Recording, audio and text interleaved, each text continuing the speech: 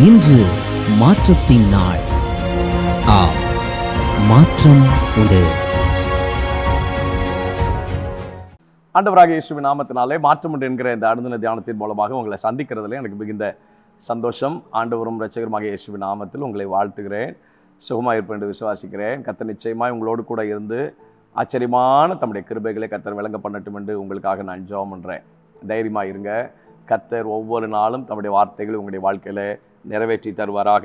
Mark சுவிசேஷம் 3ஆம் அதிகாரம் 5வது வசனத்தின் பின்பகுதி, the gospel of Mark chapter number 3 verse number 5, last part of verse number 5 நம்ம வாசிக்கலாம். அவன் நீட்டினான், அவன் கை மறு கையை போல சுஸ்தமாயிற்று. He stretched it out and his hand was restored. இந்த சம்பவம் நம்ம எல்லாருக்கும் தெரியும். ஆண்டவர் ஜெபாலயத்தில் பிரசங்கிபடியாய் போகிறார். அங்கே சூம்பின கையுடைய ஒரு மனிதன் இருக்கிறான். அவர் அற்புதம் செய்தால் குற்றம் சாட்டி விடலாம் என்று குற்றம் சாட்டுகிறவர்கள் அங்கேயும் இருந்தார்கள். ஆனால் தேவனுக்கு தம்முடைய பிள்ளைகளுடைய வாழ்க்கையிலே நன்மை செய்வதற்கு நேரம் ஒரு பொருட்டல்ல. குற்றம் சாட்டுகிறவர்களுக்கு மத்தியிலேயே தேவனுடைய மகிமை வெளிப்படக்கூடிய விதத்தில் ஆண்டவர் ஒரு காரியத்தை செய்கிறார். அவனுடைய கையை நீட்ட சொல்கிறார். அவன் நீட்டினான், அவனுடைய கை மறு கையை போல மாறிற்று. ஆண்டவர் இந்த வார்த்தையை வாசிக்கும் போது பரிசுத்த ஆவியானவர் என் இருதயத்தில் இந்த வார்த்தையை உங்களுக்கு சொல்லும்படி உணர்த்துகிறார். இதுவரை உங்கள் வாழ்க்கை உருக்குலைந்து போய் சூம்பி போய் இருக்கலாம். உருக்குலைந்து போன உங்கள் சூழ்நிலைகளை கர்த்தர் அப்படி ஒரு காரியம் இல்லவே இல்லை என்று சொல்லக்கூடிய விதத்திலே கர்த்தர் அதை மாற்றி அமைப்பார். உருக்குலைந்து போய், உடைந்து போய், நலிந்து போய், சூம்பி போய், நடா வாழ்க்கை இது கோணலும் மாணலுமா இருக்குது, மாறுபாடாக இருக்குது, எல்லாமே ஒரு நெருடலாகவே போயிட்டு இருக்குது. அவன் நீட்டினான், அது மறு கையை போல ஆயிடுச்சு. அலங்கார வாசலிலே அலங்கோலமாய் உட்கார்ந்து கொண்டிருந்தவன், பிச்சை கேட்டு கொண்டிருந்தவன் பேதுருவையும் யோவானையும் பார்த்து 3வது அதிகாரத்தில் 10வது வசனத்தில் ஆவியானவர் எழுதி வைக்கிறார். ஆக்ஸ் சாப்டரில் அவன் தேவாலயத்துக்குள்ளே போய் நின்று நடந்து குதித்து கர்த்தரை மகிமைப்படுத்தினான். எல்லாரும் பார்த்து ஆச்சரியப்படுகிறார்கள். இவன் ஆலயத்தின் வாசலிலே அமர்ந்து பிச்சை கேட்டு கொண்டிருந்தவன் அல்லவா, அந்த அடையாளமே இல்லாமல் போயிட்டான். அப்படி ஒரு அடையாளம் அவனுக்கு இருந்ததாக கர்த்தர் அங்கே காண்பிக்கவே இல்லை. நாகமான் லெட்டர்லாம் வாங்கிட்டு வராரு சுகம் வேணுன்றதுக்காக. இஸ்ரவேலின் ராஜாட்ட தீர்க்கதரிசிட்ட கொண்டு போய் பணம் கொடுத்துட்டா எல்லாம் நடந்துரும்னு நினைக்கிறார். இல்லை. ஆனால் கர்த்தருடைய வார்த்தையின்படி இந்த யோர்தானிலே முங்கி எழுந்தபோது அந்த கீழ்ப்படுதலை கர்த்தர் பார்க்குறாரு. அவனுடைய மாமிசம் சிறு பிள்ளையின் மாமிசத்தை போல மாறிற்று என்று வயத்தில் வாசிக்கிறோம். அவனுடைய மாமிசம் சிறு பிள்ளையின் மாமிசம். ஒரு குஷ்டரோகி, ஒரு குஷ்டரோகி, ஒரு லெப்பர். அவனுடைய மாமிசம் சிறு பிள்ளையின் மாமிசத்தை போல மாறிற்று. அப்படி ஒரு வியாதி, பலவீனம் அவனுடைய சரீரத்தில் இருந்ததாக அடையாளமே இல்லாத அளவுக்கு நாகமான கர்த்தர் மாற்றினார். உங்களுக்கு செய்ய மாட்டாரா? உங்கள் வாழ்க்கையில் செய்ய மாட்டாரா? உருக்குலைந்து போன உங்கள் வாழ்க்கையை கர்த்தர் மீண்டும் உயிர்ப்பிக்க மாட்டாரா? கோணலான வாழ்க்கையை உங்கள் வாழ்க்கையை மீண்டும் உயிர்ப்பிக்க மாட்டாரா? நிச்சயமாக செய்வார்.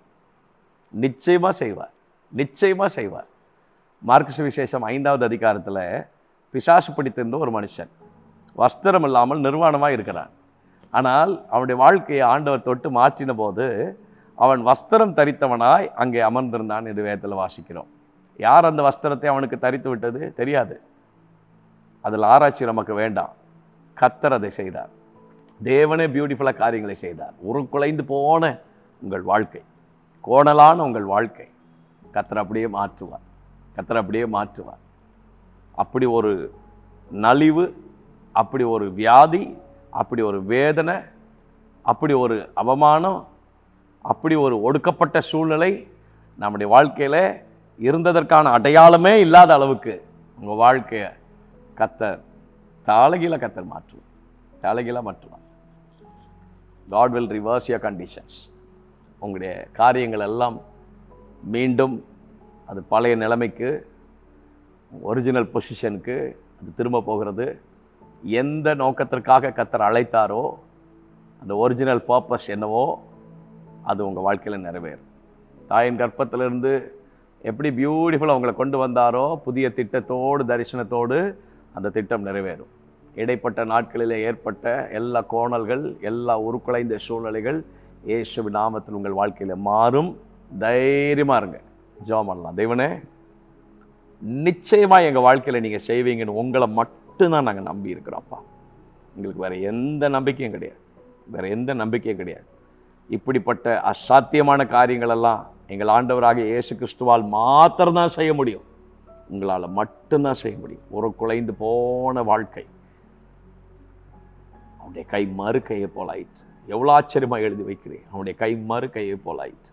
சூம்பி போன வாழ்க்கை, ஒரு குலைந்து போன வாழ்க்கை, கோணலான வாழ்க்கை உடைய பிள்ளைகளுடைய வாழ்க்கையில் மாறட்டும். கர்த்தாவே, மாறட்டும். தேவனே, இதுவரைக்கும் வாயிலே நின்ற அநேகருக்கு ஆமென் ஸ்தோத்திரம், பார்ப்பதற்கு வேடிக்கை பொருளாய் காட்சி கொடுத்திருந்த மனுஷன் ஆலயத்துக்குள்ள வந்து நின்ற போது அப்படி ஒரு நிலைமை அவனுடைய வாழ்க்கையில இல்லை என்று சொல்லக்கூடிய விதத்தில் கர்த்தர் காரியத்தை மாற்றி அமைத்தீரே. இதுவரைக்கும் காட்சி பொருளாய் தென்பட்டவர்கள் எல்லாரும் தேவனுடைய நாமம் மகிமைக்காய் எழும்பட்டும், சுதந்திரவாளிகளாய் மாறட்டும். கர்த்தருடைய நன்மைகளுக்கு பாத்திரவான்களாய் இந்த நன்மைகளை தங்களுடைய வாழ்க்கையில் அனுபவிக்கிறவர்களாய் பிள்ளைகள் ஒவ்வொருடைய வாழ்க்கையிலும் காலைகளை கர்த்தர் மாற்றும்படியாக நாங்கள் ஜெபம் பண்ணுவோம். இந்த ஒரிஜினல் பொசிஷன் நம்முடைய பிள்ளைகளுடைய வாழ்க்கையில் கொண்டு வந்து தெய்வ திட்டமும் தேவனுடைய தரிசனமும் நிச்சயமாய் நிறைவேற்றும் என்று நாங்கள் ஜெபம் பண்ணுகிறோம். கிருபையினாலும் மூடிக்கொள்ளுங்கள். இயேசுவின் நாமத்தில் ஜெபிக்கிறோம் நல்ல பிதாவே. ஆமென், ஆமென், ஆமென். தைரியமாக இருங்க. சோர்ந்து போகாதீங்க. சோர்ந்து போகவே செய்யாதீங்க. சோர்ந்து போகாதீங்க. தைரியமாக இருங்க. தைரியமாக இருங்க. தைரியமாக இருங்க. மறு கையை போல் ஆயிற்று. வார்த்தை நிறைவேறும். தைரியமாக இருங்க. ஆமென்.